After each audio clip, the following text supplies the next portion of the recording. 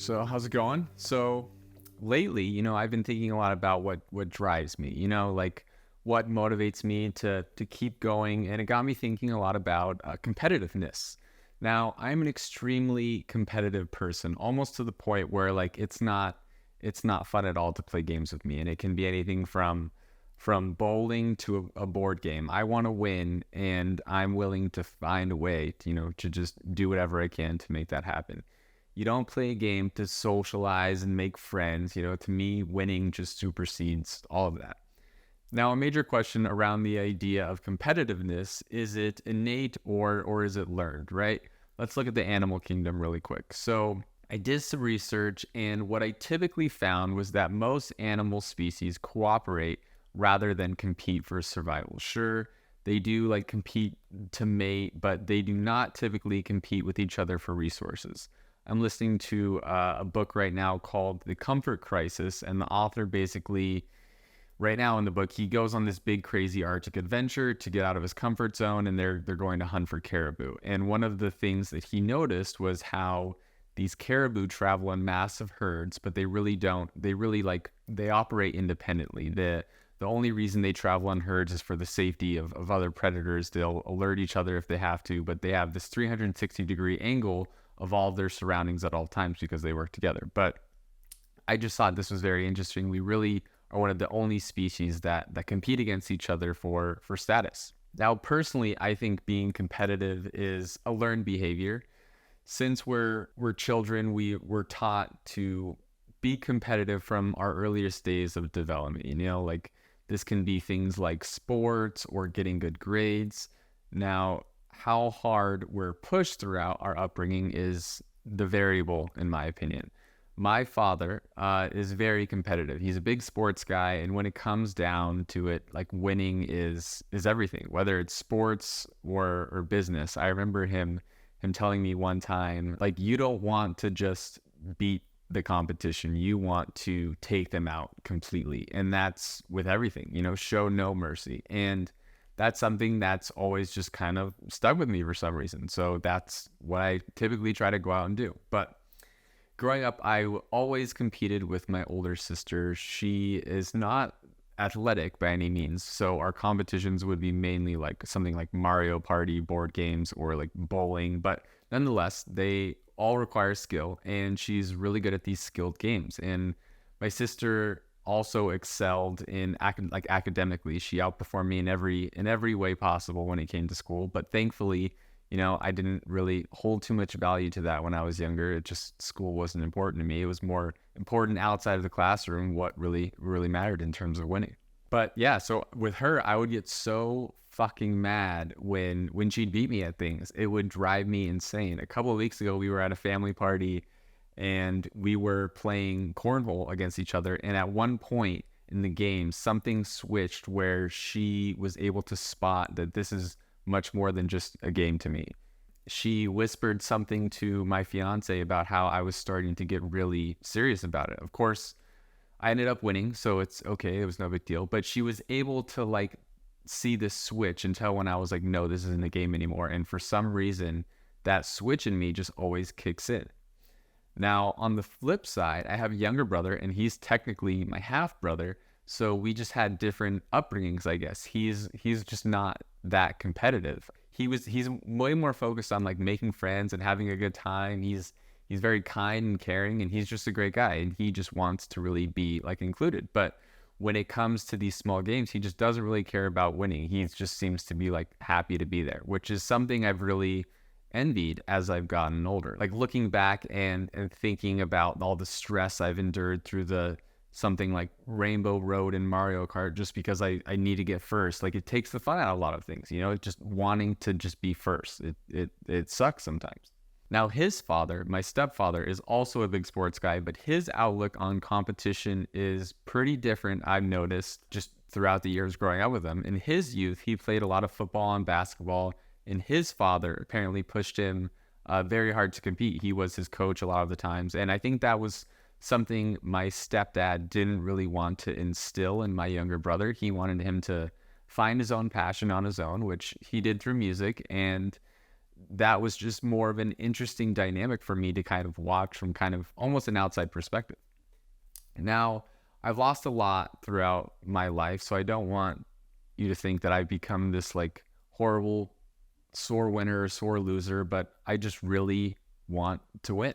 I was never really a good athlete, slow, small, skinny. I was just never gifted biologically, but I knew how to work hard, right? And in high school, I started playing volleyball competitively, and looking back, I wasn't that good, but I had good form. And I think that was like half the battle. So as long as you were functionally sound, you could at least do your part on a team of six, right? Five other guys. Then I get into college and decided to join a fraternity, and it was like the same thing all over again. Everyone was just obsessed with being the top house. So you needed to be number one in sports. You needed to have the best parties. You needed to win all the keg races against other fraternities. You had to win homecoming week. It was do whatever you need to do to show the rest of the school that this small group of guys was the most elite. And even within the fraternity, you had to prove yourself in some way. We'd have competitions every week. For example, there'd be like foosball or Super Smash Bros. Tournaments, and you'd win like a bottle. Or on the weekends, some guys would do this thing called the Great American Challenge, which consisted of teams competing for the first to basically conquer a 30-pack of beer, an eighth of weed, and then 2 large pizzas. And then I think you had to finish like a 100-piece puzzle, like all before midnight. And whoever did it first won, basically. But yeah, everyone was just obsessed with being the best at something, you know, at anything, whatever it was. Then I get into a relationship and come to find out it's very hard to win things when your partner doesn't have the same desire as you do to win. And for that reason, my fiance hates playing games with me. It doesn't matter if we're playing against each other or we're on the same team. If we're on the same team, she better be on her fucking A game. Sometimes she really surprises me and does a good job, but if she starts like fucking up, I'll just send her this look like she needs to fucking get her shit together quick, because I mean business when I play games.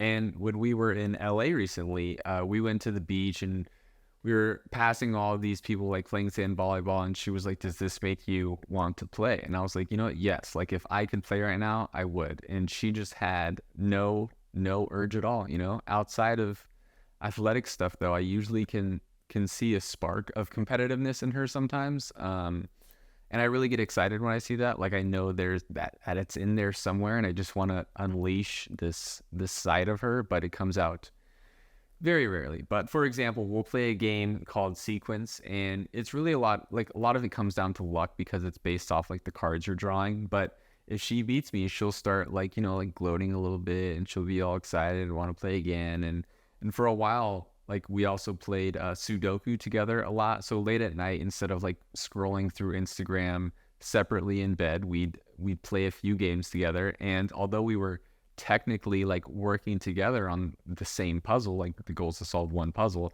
I felt this competitive need to just find more numbers than she did. Like if she was starting to get on a roll and be like, oh, like there's the 6 goes there, the 3 goes there, the 1 goes there, I'd start getting like kind of pissed, you know, like how the fuck is she seeing this? And like I need to figure this out. Like the lights are off, I'm tired, but I really started paying more attention. And you know, I'm supposed to be like winding down, right, for the end of the night, but it's really like wake me up because I'm starting to get like competitive. You know, I need to start finding some numbers. But let's switch gears for a second. One thing that is very evident in my lifetime has been the impact of social media and how it's created these kind of amplified feelings of competitiveness in modern society. I feel like I am just in a constant competition with everyone around me, and I feel like it's primarily because everyone only really showcases the best parts of their lives on social. You've got like relationship announcements, babies popping out left and right, promotions, new homes, all of these fun social lives. And I've always found myself questioning, like, am I doing enough to compete with their lives? But since I've been really like focusing on myself this year, I've been trying to make this transition where instead of competing with the outside world, I'm really exploring the idea of self-competition and personal growth. One passage from Ryan Holiday that I really like is, competitiveness is an important force in life. It's what drives the market and is behind some of mankind's most impressive accomplishments. On an individual level, however, it's absolutely critical that you know who you're competing with and why, that you have this clear sense of space you're in. Only you know the race you're running. That is, unless your ego decides the only way you have value is if you're better than, have more than everyone everywhere. And so as I've gotten older and become just more patient in time and allowed more time for self-reflection, my view on competing with the outside world has begun to shift. I've always kind of chased this idea of success like it's a destination, but I think that's slowly starting to adapt into a peace of mind.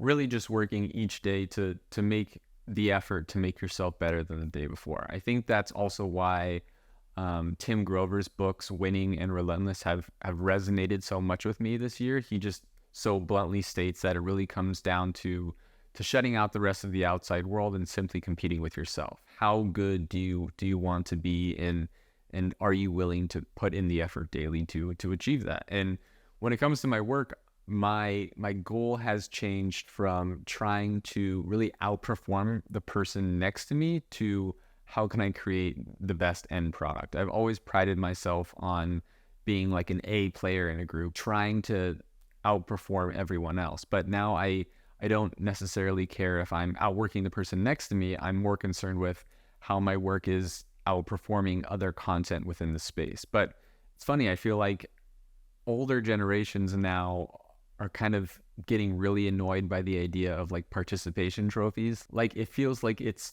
becoming such an outdated perspective to value competition. Can you imagine if someone told their kid, if you're not first, you're last in like today's environment, like you'd get canceled so fast? As a parent, it just would never happen. But for me, I don't really know where I stand on this. Like I said before, I think it's a learned behavior. I think competition can be healthy, but you should still like win and lose with pride.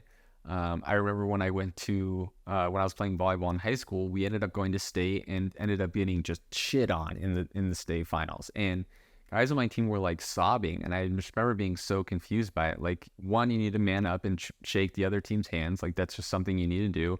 And at the end of the day, you need to know what you're playing for. Like you need to understand that it's a game, and that's really all it comes down to. It didn't affect my life in any way if I was going to win or lose. And I guess as great as it feels to just completely annihilate someone, like I love that feeling. I think learning how to win and learning how to lose with grace is just a vital life skill that everyone should learn.